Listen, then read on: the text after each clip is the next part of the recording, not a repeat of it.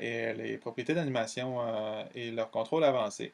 Donc, j'ai paramétré mon interface de manière à avoir plus de place pour le scénario ici. Vous allez voir pourquoi, parce que l'éditeur de graphique va s'afficher dans After Effects, là, dans cette zone-ci du scénario, puis va prendre beaucoup de place. Donc, on va aller voir ces propriétés-là. Sur un classique, donc un rebondissement de balle. Donc, j'ai déjà fait une balle, donc je vais aller importer mon fichier. Mon document Illustrator était déjà à la bonne taille, donc je vais faire une composition, puis je vais choisir conserver les tailles de calque. Avec un document Illustrator, c'est un peu particulier par rapport au document Photoshop. Lorsque je coche conserver les tailles de calque, c'est que je veux que mes calques gardent leur taille, puis lorsque je les déplace, je n'ai pas un immense cadre de sélection. Alors avec les documents Photoshop, ça fonctionne même s'il y a juste un calque. Dans le document Illustrator, il faut au moins qu'il y ait deux calques, même si le deuxième c'est un calque vide, pour que conserver les tailles de calque soit actif. Ce qui fait que, regardez, quand je rentre dans ma composition ici, j'ai deux calques. Le premier, c'est un calque vide, là, que j'ai créé seulement pour que lorsque je clique sur ma balle, j'aie ce cadre de sélection à la grosseur de ma balle. Bon. Donc, je vais supprimer mon calque crop qui ne servait à rien. Je vais prendre ma balle qui est ici. Et donc, le cadre de sélection est à sa grandeur. Petit aparté là-dessus. Bon, j'ai enfoncé le petit bouton ici pour enregistrer, pour qu'After Effects puisse enregistrer tout ce que je fais. Je vais faire mes rebonds maintenant. Donc, il y a plusieurs manières d'y arriver. J'enfonce P pour avoir juste la propriété position. Et je fais ma première image clé tout simplement en bougeant mon ballon vers le haut, puisque After Effects est en train d'enregistrer ce que je fais. Je déplace vers le 5e frame. Je me suis mis en frame en faisant un petit commande-clic ici pour avoir mes frames. Et je déplace mon ballon vers le bas avec la touche majuscule, ce qui me crée automatiquement une autre image clé. J'enlève le cadran. Je prends la première image clé, commande C, je déplace ma tête de lecture où est-ce que je veux que ça atterrisse et je fais commande V. Donc les images clés, on peut les copier-coller. C'est à ça que ça servait, cette manip-là.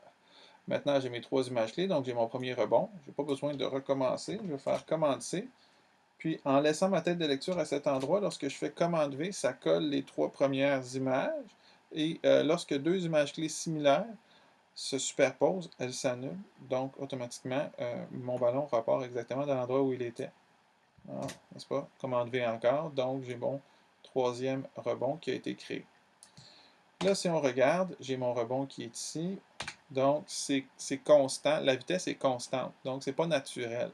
Alors, moi, je vais aller dans l'éditeur de graphique pour créer une décélération tout au long de l'animation. Puis après ça, je vais aller jouer sur la propriété X pour changer la hauteur du rebond. Bon, premièrement, c'est un petit peu trop long. Je vais fixer ma fin de zone de travail ici en pesant sur N pour aller fixer ma zone de travail à l'endroit où je mets ma tête de lecture, soit seulement un petit peu après la dernière clé. Et voilà, maintenant je passe dans l'éditeur de graphique en choisissant ma propriété et en cliquant sur le petit bouton qui est ici, éditeur de graphique. Donc là, automatiquement, je vois le graphique de vitesse, puisque sur une interpolation de position, le graphique par défaut, c'est un graphique de vitesse. Chacune des propriétés va avoir son graphique par défaut. Par exemple, lorsque je fais une rotation, le graphique va être en fonction du changement de valeur, c'est-à-dire un nombre de degrés à la seconde. Ici, j'ai un nombre de pixels à la seconde. Donc, 2500 pixels à la seconde, c'est la vitesse à laquelle ma balle monte et remonte. Et cette vitesse-là, elle est constante tout au long. Je le vois ici, si je pèse sur 0 pour avoir un RAM Preview, je vois que cette vitesse, elle est constante tout au long. Si ce serait une perte d'opacité, bien mon graphique serait un graphique de valeur aussi, ce serait un graphique de pourcentage. Même affaire pour un graphique d'échelle, ce serait un pourcentage de l'échelle initiale. Donc, ma vitesse, elle est constante, c'est pas ce que je veux, je voudrais qu'elle soit décroissante. Je voudrais qu'elle soit décroissante tout au long de mon animation. Pour pouvoir faire un changement de vitesse constant, ce que je dois faire, c'est que je dois activer le déplacement dans le temps. Autrement, lorsque je bougerais une image clé, elle affecterait seulement elle. Elle n'affecterait pas toutes les images clés du graphique. Okay? Donc, pour que ça affecte toutes les images clés du graphique, je sélectionne tout mon graphique. Je m'en vais activer là où il y a le petit menu image clé ici. Je m'en vais choisir déplacement dans le temps. Automatiquement, mes images, vous voyez, deviennent un petit peu plus rondes et j'ai un Bézier, là, une tangente seulement sur ma première et ma dernière. C'est pas pour rien, c'est parce que lorsque je prends une image là-dedans, ici, vous voyez, oups, elle déplace tout le graphique au complet. Peu importe, d'ailleurs j'ai pris la dernière, là, mais si je prendrais cette image-là, si je prendrais cette image, on voit que tout mon graphique est changé dès que je déplace une seule image clé. Donc moi, ce que je veux, c'est une décélération constante. Donc, je vais prendre mon image clé et je vais aller comme ça ici. Voyez-vous? Donc, ce que ça fait, mon graphique se réajuste à ma vue parce que j'ai ça d'enfoncé. Okay? Si je n'avais pas ça d'enfoncé, mon graphique ne s'afficherait pas à ma vue. On peut vouloir ou ne pas vouloir. Là, pour ma démo ici, je voulais que ça se soit enfoncé de façon à ce que mon graphique se réajuste toujours à la vue. Donc, on voit la courbe de vitesse, à part d'un petit peu moins que 3000, donc il y a un petit bond au début, ici, il y a un petit gain de vitesse. Après ça, la vitesse décroise jusqu'à atteindre 0 pixels par seconde. On va faire un petit ramp preview. Donc, on voit la perte de vitesse qui est là. Donc, ce que je vois en ce moment, c'est que la vitesse part un peu vite, puis après ça, ne cesse de décroître. Donc, le premier bond, c'est là où la balle part d'en haut. OK, donc ça va au niveau de la perte de vitesse qui est décroissante à l'intérieur de l'éditeur de graphique. Donc, c'est bien. Maintenant, ce que je voudrais, ce serait de pouvoir affecter les rebonds, donc avoir des rebonds décroissants aussi, donc que la balle, lorsqu'elle rebondisse, perde de la vitesse aussi, donc rebondisse moins haut. Bon, alors là, si je réfléchis un petit peu à ça, c'est quoi cette propriété-là? Ben, ça ici, c'était une propriété de vitesse, donc c'est un graphique de vitesse qui est d'ailleurs affiché de façon automatique. Lorsque je fais sélection automatique du type de graphique, After Effects me donne le graphique qui correspond par défaut à la propriété. Donc, position, comme je le disais tantôt, c'est la vitesse. Alors, moi, ce que je voudrais affecter maintenant, c'est l'interpolation spatiale. Alors, il y a deux manières d'y arriver. Je pourrais y aller ici et afficher le graphique modifier le graphique de valeur. Donc là, ici, tu vois, j'ai les valeurs sur les X et les Y.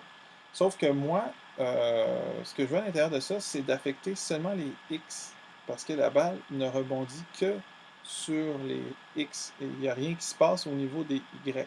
Donc, pour pouvoir, les Y, c'est horizontal. Les X, c'est vertical. Donc, pour pouvoir modifier les X et les Y séparément, c'est d'ailleurs un petit peu pour ça que je voulais faire cet exercice-là aussi. Voyez-vous, j'ai mon petit bouton ici, séparer les dimensions.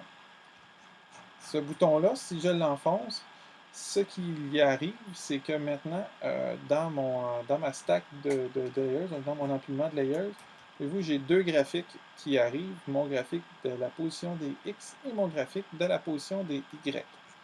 L'avantage, c'est que chacun de ces graphiques-là sont modifiables séparément. Donc, par exemple, si je clique sur position des X, bien, on ne m'affiche que la position des X. On peut changer aussi avec le petit œil ici, afficher les propriétés animées. Si je coche afficher les propriétés animées, il anime tout. Il me montre tout.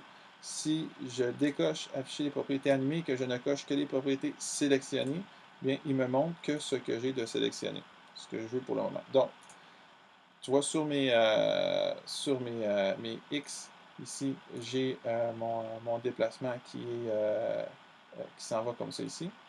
Donc, j'ai pas de progression. Et sur les Y, en effet, j'ai une progression de haut en bas. Donc, moi, je vais aller choisir, je pense que j'ai dit contraire tantôt, en tout cas, c'est pas grave.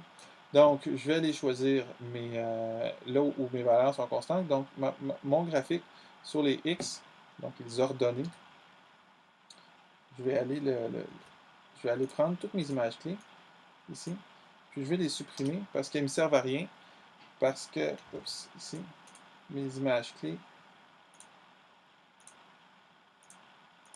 ici, donc, sur les X, toutes ces images clés-là, dans le fond, ne me servent à rien parce que sur les, il n'y a pas de progression. Donc, je peux juste les supprimer. J'aurais pu ne pas les affecter aussi, mais je les supprime pour pas qu'il y ait d'erreur avec ça. Donc, je vois ma propriété ici qui s'en vient. En passant, ma décélération, elle est toujours active. suis en train de jouer sur mon graphique des X et des Y. Maintenant, je vais prendre mon graphique de Y. Et j'ai quelque chose à faire ici, c'est que mon bond ici, il est constant. Hein? Il s'en va de haut en bas de manière constante. Moi, ce que je voudrais, c'est que les bonds soient... il y a une décélération au niveau des bonds, puis une décélération au niveau de la vitesse. Et aussi une décélération spatiale, c'est-à-dire que le bond aille de moins en moins haut. Donc, pour ça, je vais sélectionner toutes mes images clés, ici. Et là, j'ai un cadre de sélection qui s'affiche. Ça, c'est la petite case ici, cadre de sélection. Sinon, il ne s'afficherait pas. OK? Ça, c'est très pratique, ce cadre de sélection-là. Pourquoi? Parce que ça me permet de faire une transformation globale sur toutes mes propriétés. Par exemple, si je voudrais allonger le bond ici, hein, bien, il s'allongerait comme ça ici, et ça serait plus long, et ça serait tout distribué également. Si je voudrais le rétrécir, je le ferais comme ça va être un tout peu plus évident.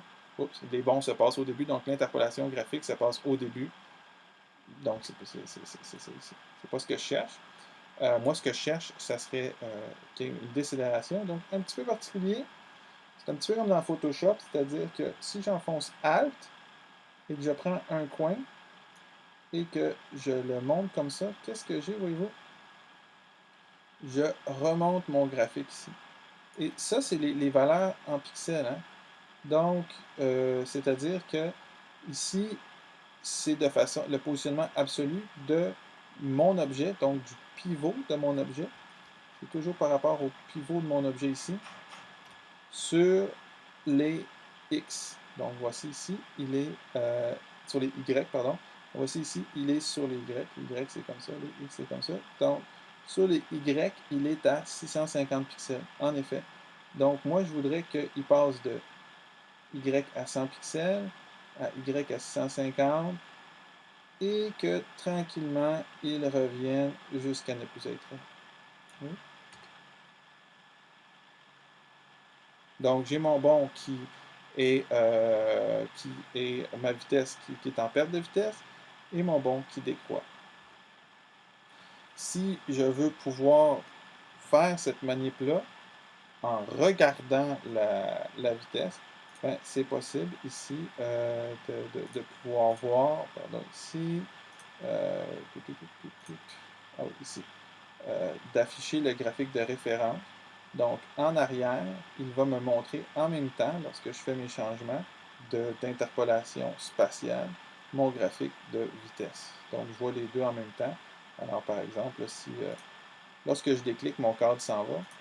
Si je vais enlever mon cadre pour la suite.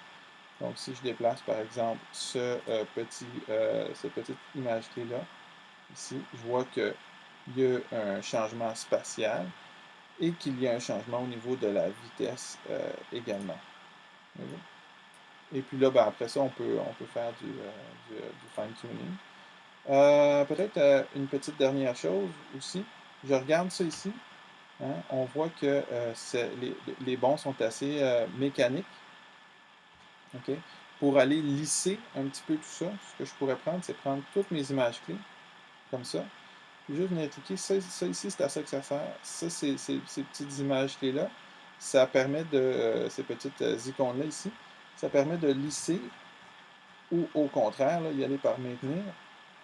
Hein, ici, par exemple. Ça ici, ça serait maintenir, donc aucune animation. Ici, les images clés deviennent linéaires, donc ça devient des lignes droites. Ici, ça devient des courbes. Et ici, tout est lissé. Ici, tout est lissé au début, tout est lissé à la fin. Donc, moi, je vais cliquer juste pour faire une petite démo sur lisser tout. Alors, mon graphique devient plus courbe. Donc, déjà, mes animations, mon anime, mon rebondissement spatial est un peu amorti. Donc, dès qu'il tape en bas, ça devient un peu plus amorti au niveau de la chute du ballon. Donc, ça tape avant de remonter.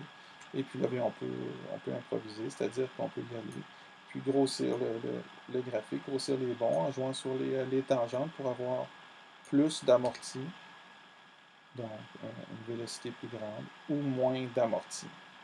Bon, voilà. Donc, c'était au niveau de l'éditeur de vitesse, les propriétés plus avancées de cet éditeur de vitesse-là.